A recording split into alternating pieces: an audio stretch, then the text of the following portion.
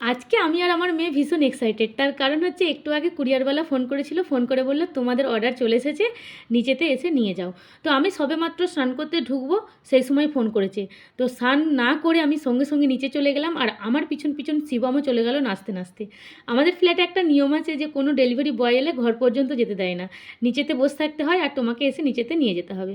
তো আমিও নিয়ে নিলাম। আর এর মধ্যে আছে মিশো থেকে কয়েকদিন আগে তৃষা অর্ডার করেছিল একটা টি শার্ট।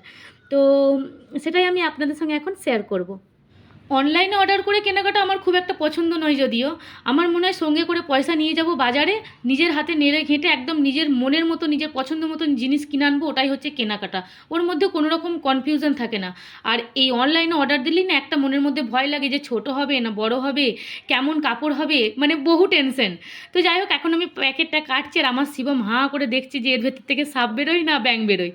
তো যখনই প্যাকেটটা কেটেছি ভীষণ সুন্দর, কাপড়টা দেখেই মনে হচ্ছে হাত দিয়ে দেখলে তবে ভালো করে বুঝতে পারবো। তো এখন খুলছি। আর এই যে গেঞ্জিটা, এটা আমার কনফিউশন একটুখানি প্রথম থেকেই রয়েছে, একটু ছোট হতে পারে। কারণ এর আগে যখন তিশা একটা টপ অর্ডার দিয়েছিল না, তখন হাতটা একটু ছোট হয়ে গেছিলো। তো যাই হোক, ওটাও অ্যাডজাস্ট করে নিয়েছে। তো এটাও বার করেছি, যেমনি তেমনি আমার মনে হয়েছে যে হাতটা মনে হয় ছোটো হবে। এই দেখুন, আমি এখন আপনাদেরকে ওটাই বলছি যে তবে পরিয়ে দেখা যাক হাত ছোট হবে না বড় হবে। আর এই গেঞ্জির হাতগুলো যদি কোনো কারণে ছোট বলে মনে হয় তৃষাকে, তো শিবম বলেছে দিদি তুই টেনশন নিস না, ছোট হয়ে গেলে এটা আমার হয়ে যাবে, রিটার্ন করার কোনো প্রশ্নই ওঠে না। তো দেখানো যাক পরিয়ে। আর এখন আমি পরিয়ে নিয়েছি, দেখুন ছোটও হয়নি বড় হয়নি, একদম সেম সাইজ হয়েছে। আর সবথেকে মেন হচ্ছে গেঞ্জিটা ভীষণ ভালো, একদম উলেন কটন আর প্রচুর মোলায়েম আর কমফোর্টেবল তো বটেই। তো যাই হোক, ওর তো ভীষণ পছন্দ, পরে নিয়ে দেখুন চারিদিকে পোস্ট দিতে শুরু করে দিয়েছে। আর যখনই আপনারা কোনো জিনিস অনলাইনে অর্ডার করবেন না, তখন একটুখানি সাইজ আর মানে ভেবেচিন্তে অর্ডার করলে আমার মনে হয় ভালোই আসবে। কারণ যদি আংবাং অর্ডার করে দিই না, তো আংবাংই চলে আসে। একদম সেজে গুজে রেডি হয়ে গেঞ্জিটা পরার পরে কেমন লাগবে সেটা ফাইনাল লুক দেখুন। সাইডের ফটোটা আমি দিয়ে দিয়েছি। এই স্টাইলে পরলে এরকম গেঞ্জি বেশি দেখতে ভালো লাগে। তো আমি ওকে এখন ওটাই বলছি যে এরকম একটু গুঁজে পরবি।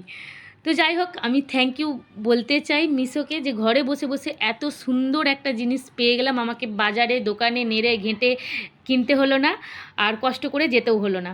তো আর গেঞ্জিটা দেখার পরে শিবমের ভীষণ ইচ্ছা হচ্ছিল যে শিবম একবার এই গেঞ্জিটা পরবে, তাই আমি ওকে একটুখানি পরিয়ে দিলাম। আর গেঞ্জিটা পরিয়ে দেওয়ার পরে শিবম ভীষণ খুশি, একদম খুলতে চাইছিল না।